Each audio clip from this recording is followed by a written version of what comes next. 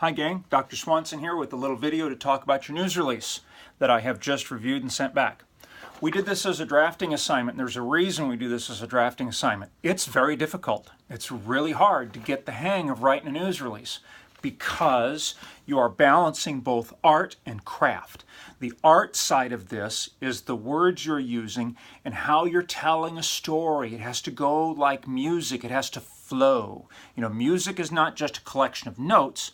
Music has flow to it. Your writing has to have a flow to it. It also has to be in an appropriate structure. That's the craft part. It has to look good. If the news release looks ugly, it doesn't matter what you wrote, it's going to get dropped in the trash. 80% of news releases sent to the media get dropped in the trash, and mostly because they look ugly, or they have AP style errors, or they just don't flow. They just don't seem like news. And Joe News Editor is not going to spend 20 minutes rewriting your news release because Joe News Editor doesn't have time to do that. So if it doesn't look good right off the bat, and it doesn't flow well, it's not going to get used. So let's talk a little bit about this one. This news release cannot sound like advertising. It cannot sound like, woohoo, we have new boats, whee! It can't do that. News releases are about news. And if you make them sound like whee, then what that makes, it makes you appear to the journalist to be just another PR hack, a PR flack, a mouthpiece, blah, blah, blah, blah, blah, blah, blah. We have that reputation already. We don't want to increase it. So you've got to take this fact set and turn it into something newsworthy. Think back to your COMM 101. What is news? News is timely, it's unique, it's unusual, it's not tooting your own horn. So we got some unusual things going on here. These boats, and you can call them either boats or ships, but don't call them both. Let's say boats. These boats are being built in Scotland. They're being shipped over here on a 747 in pieces. They're being reassembled here. That's kind of newsworthy. Would that make a visually interesting story for TV news? I think it would. Would that make an interesting magazine or newspaper story? I think it would. Would that look interesting on the web and social media? I think it would. So play up the news aspect of this. Don't play up the, we do cocktail cruises, because you know what? Nobody cares, okay? It's got to be newsworthy. Because, hey, I've been a gatekeeper, all right? I've been a media gatekeeper in newspapers, radio, and television. Going back to that time in my life, you send me a news release that's wee, you know what I'm going to do? I'm going to throw it away. I'm not interested. So, and that's still the case today. So, okay, so it's got to be newsworthy. Now, some of you guys went back to the 2005 incident where people got hurt and you got sued and blah, blah, blah. Don't do that, okay? Did I just frighten you? I made the dog go, ah! The dog ran away. Seriously, people, think strategically. Don't create your own public relations crisis. Who do you think you are, Papa John's Pizza? Come on. Yeah, have you read about that? Hello. Don't create your own public relations crisis. Don't dredge up something that happened 13 years ago and write about it in this news release. Why would you do that? Why? There's no reason to do that. It'd be like me writing a news release announcing something new at Cal State Fullerton and going, by the way, did you know there was a mass shooting here in the 1970s and 7 people got killed? Yeah, there was. No, you don't want to do that. So focus on the facts at hand, think strategically, keep it positive, keep it in the vein of news, not woohoo, and write a nice simple story. Put a little boilerplate at the end. Think about what it looks like visually. I don't want this to go over one page. And you may be thinking, well, I can't fit it all on one page. Well, have you adjusted the margins? Have you taken that contact information, instead of burning up a third of the page, have you condensed it up to the top? Get creative. The book has suggestions for how you balance copy on a page. Get creative. The copy up at the top, the contact information, that can be kind of squished down as long as the client name, Lake Michigan Twilight Cruise Company, as long as that's prominent up there. fiddle with the margins. You can do this. You can put a really good story on one page. So play around with it. Think about this like music, you know? A musician doesn't come into the studio and, spend 10 minutes with something and go, okay, I'm done now. No. They practice over and over and over. They refine it over and over and over. They spend hours. Now, I don't want you to spend hours on this necessarily, but give it some time. Give it some practice.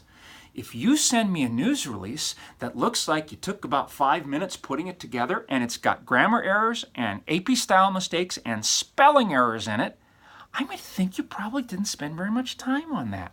And I'm going to wonder why, because this is important.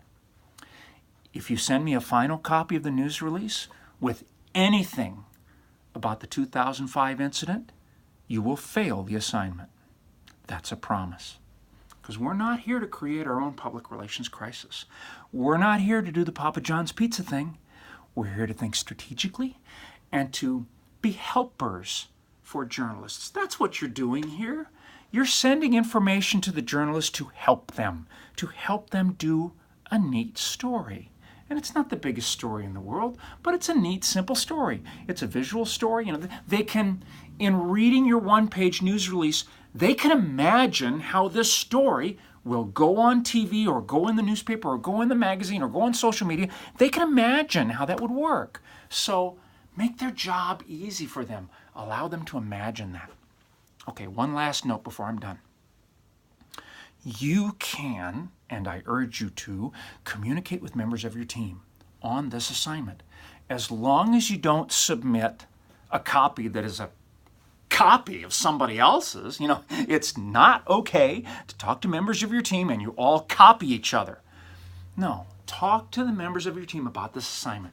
There's no one way to do this. So if you talk it out among the members of your team, share copies of your work and say, hey, give me some feedback on this. What do you think?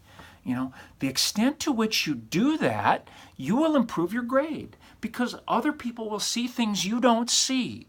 And they'll help you fix stuff before it gets to me. Because when it gets to me and there's mistakes, you're going to get points off. And by the way, I'm not going to look at your copy again before I grade the final one. So, the final one is it.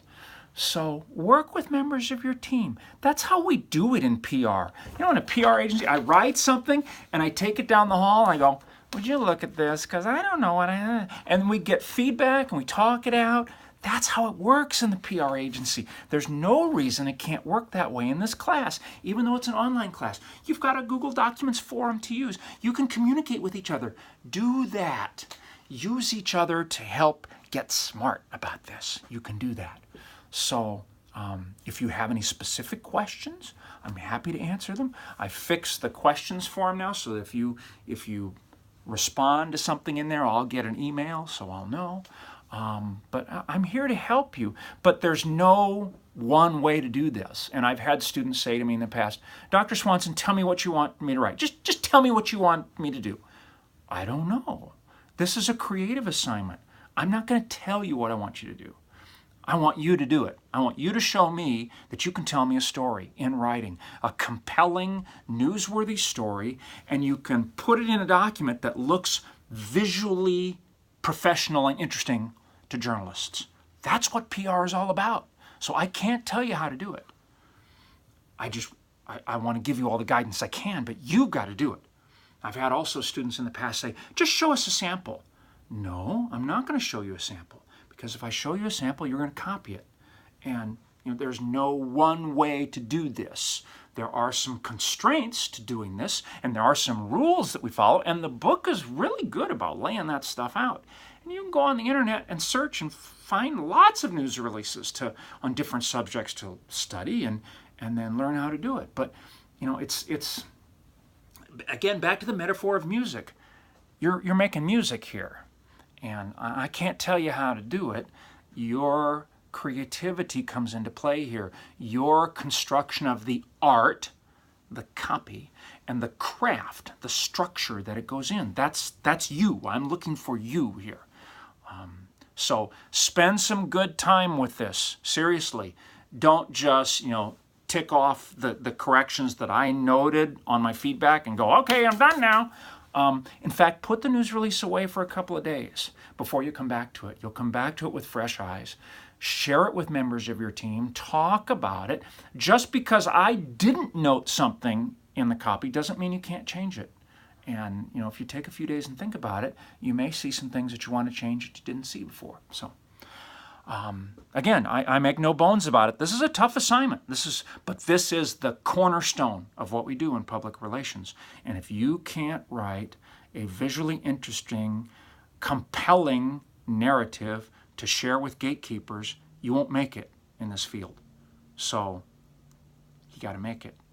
And this is the place where you start practicing that, because you will have to write lots more news releases after you get out of this class. So let's all work together on the way that we do this now, and give me some really good stuff for the final copy. Thanks a lot.